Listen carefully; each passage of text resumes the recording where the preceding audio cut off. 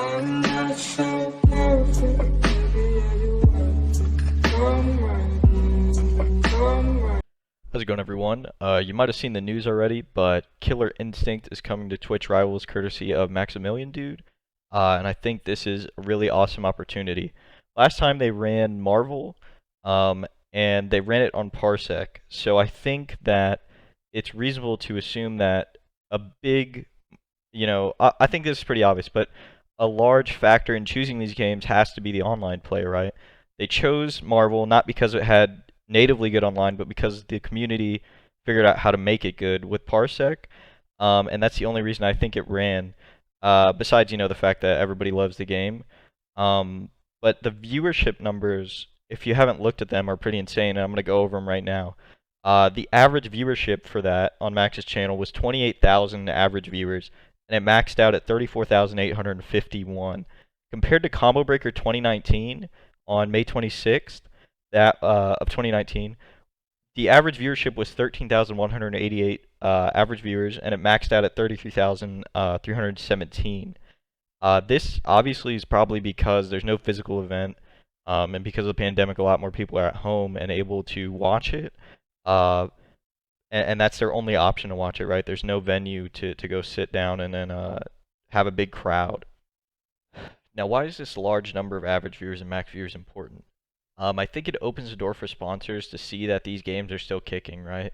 KI is an old game, Marvel 3 is an old game, but it can still pull the numbers because the FGC as a whole isn't tied to a single game for the most part, right? A lot of people play other games and there's a lot of crossover. So whenever you stream Marvel 3, you're going to get a bunch of people coming in, and then you're going to stream KI and you're going to get the same people coming in plus more, right? Um, and I think that works to the advantage of the FGC very well in this context. Um, Sponsors, I think, look at that, right? And especially because the average viewership was so high, right? Keeping it at 28,000 viewers the entire 5 hours, to me, right? If I'm a sponsor looking at that, that means that no matter when my ad is shown or when my name is shown, logo, at least 28,000 people, for the most part, are going to see that. And the max viewership was pretty good too, right? 34,800. It's a giant opportunity for non-endemic brands to sort of come into the space for the first time. And also, I think what we're going to see in the future is a lot of PC part brands coming into, right? Intel has already really dabbled with Street Fighter V, and I think with a lot of the player base, majority of the player base at a higher level switching to PC, if you don't really keep up with that game, a lot of the Japanese players, if not all of the Japanese pro players, just swapped over to PC within like a month. Daigo switched over, said this is how the game is supposed to be played. It runs great, and that was all they needed to hear, and they all switched over to PC. So I think that that's a huge opportunity there for that game specifically, as well as the future games coming out that are going to require better hardware than the PS4. And the PS5 is teetering on that price point where it's like, do I throw an extra 200 bucks and build a decent PC? After tax and everything, the PS5 is going to come out to like 600 bucks. You throw an extra 200, you could build something decent for I think about 800, 800 bucks. That'll run any fighting game, right? They're not very demanding games. Uh, and also the scarcity of the PS5, right? There's not that many out there. And Guilty Gear Strive comes out in like 2 months, 3 months. And I just don't see the demand for the PS5 being met by PlayStation in that time. So yeah, I think that's what we're gonna see in the future is a lot of PC parts sponsors and maybe some weird ones here or there. Rocket Mortgage sponsors 100 Thieves. What's a mortgage company got to do with like a League of Legends team? It's very interesting. Anyways, I think that it's a giant advertising opportunity for developers, even if it's on games that are no longer supported. So, they ran Marvel 3, and they got a lot, all those viewers, and that game's not supported by Capcom anymore. But it still gets casuals to look at Capcom branded things, Capcom games, because they're watching the stream, right? They might not.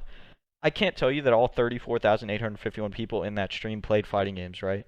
But the Twitch Rivals name, I think brings people in, right? It brings casuals in to watch, whatever's going on the channel or whatever's going on attached to that name. So I think that it's a good thing for the most part, because even if they don't play a Capcom game, right? Maybe they look up fighting games and be like, oh well, this looks fun. I want to play a fighting game. I'm tired of playing tired of playing with teammates on League of Legends. I want to play a 1v1 game.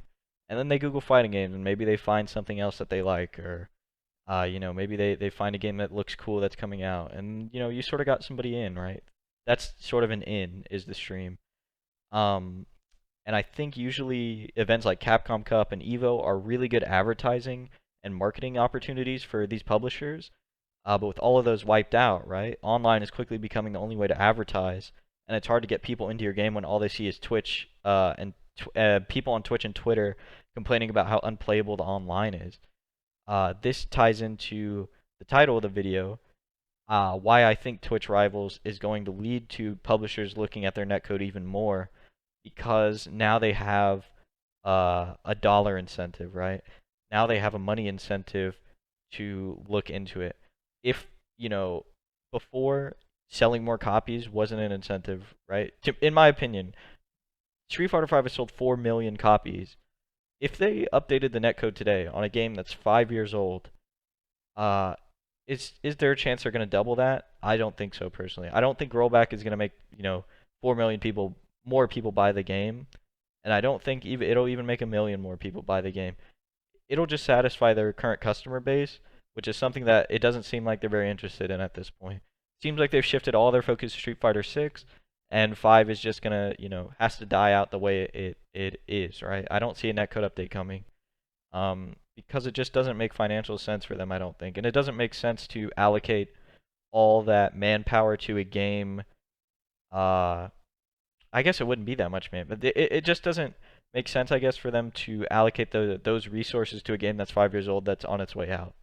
So I think in Street Fighter's case, we won't see a netcode update coming from Twitch Rivals, but a game like Tekken, right? A game like Tekken where they've already revised the netcode, where they've seen the power of online and how they need to fix it.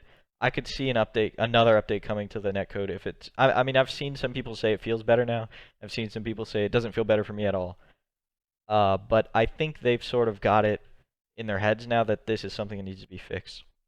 Another game that's had talk about rollback that I could see getting it and getting onto something like Twitch Rivals or a big tournament circuit is Eunice, right? Eunice publisher has been talking about putting rollback in their game for a while now. If you go back and look, if you just Google it, right, you can find like clips of it on Reddit where they had like an AMA or something. And there's a video of I forget his name, the main guy, but him talking about how they really want to implement rollback because he played on it and it feels very good. So I think Eunice has a bright future in that sense. But yeah, I think that the way that the events sort of got wiped out, right, by the pandemic, so there's no Evo, no Combo Breaker CEO, anything like that. Uh, I think that while it's a terrible thing, that hopefully it gets publishers to look at their online more seriously because there are alternatives like Twitch Rivals that, rival the viewership of these in-person events due to everybody being at home and being able to watch.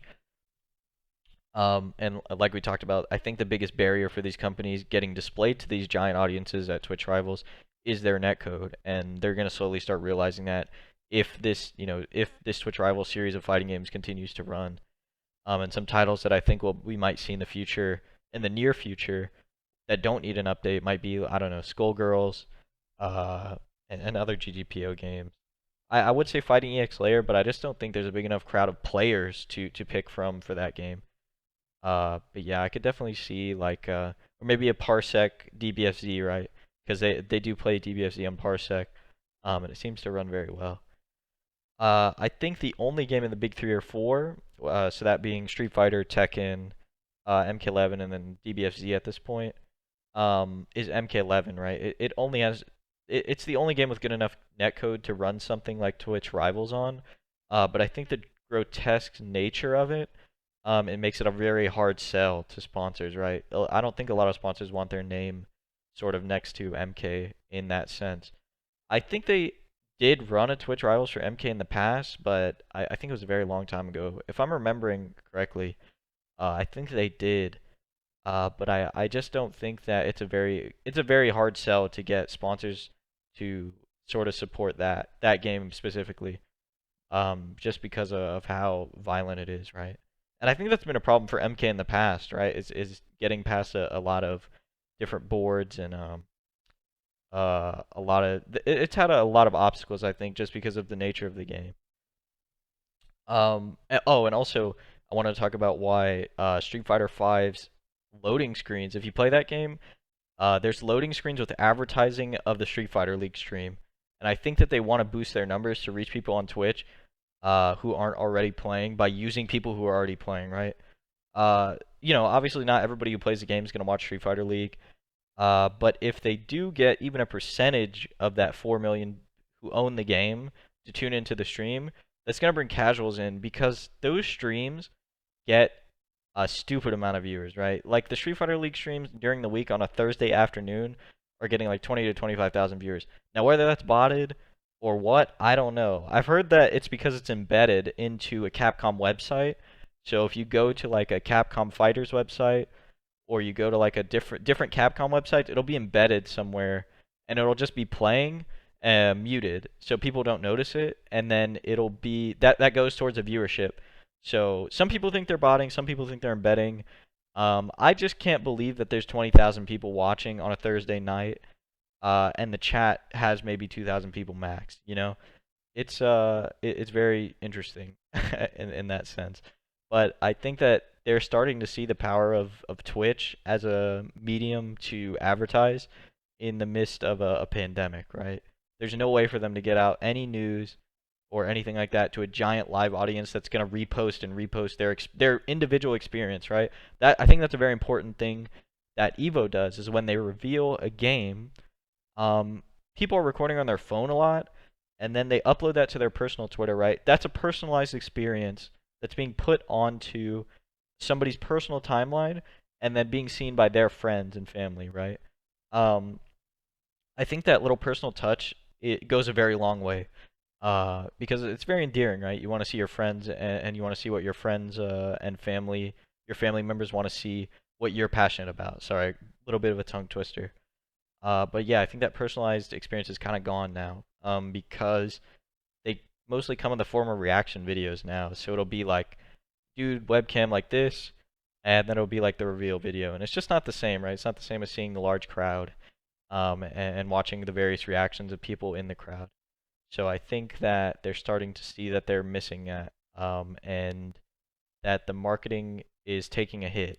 And games like I mean, look how much interaction this tweet is getting among the 567 quote retweets. So anybody could be quote retweeting this, right? This guy could have, whoever this, he has 100 followers, but then this guy has 100 followers too, and then it stacks, right? It stacks and stacks and stacks. So when you see this, to gauge the interaction on a tweet, you can't just add these numbers up because it branches out, right? It branches out and out and out. So this tweet could have, over 1 million engagements. And I think that people in, you know, positions of power at these publishers are starting to realize that this is going to be the future for a while. That they can't advertise to a live crowd anymore. It has to be online.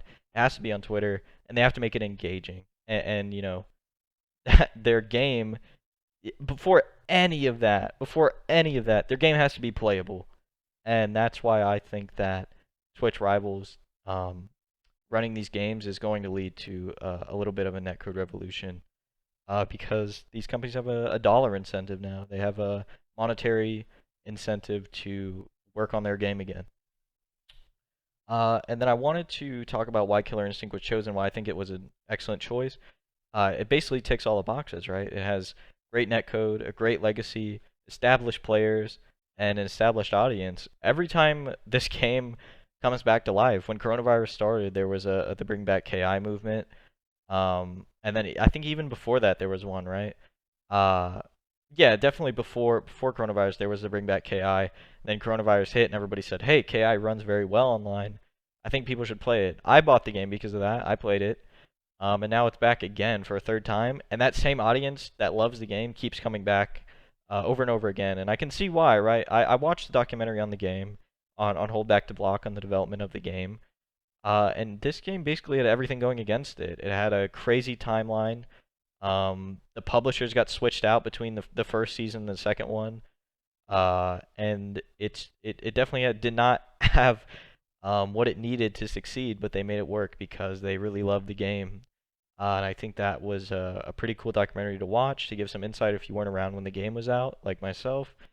Um, and if you want to understand why the crowd continues to come back every time the game gets mentioned. Anyways, I hope you guys enjoyed. Let me know what you guys think, and have a great day.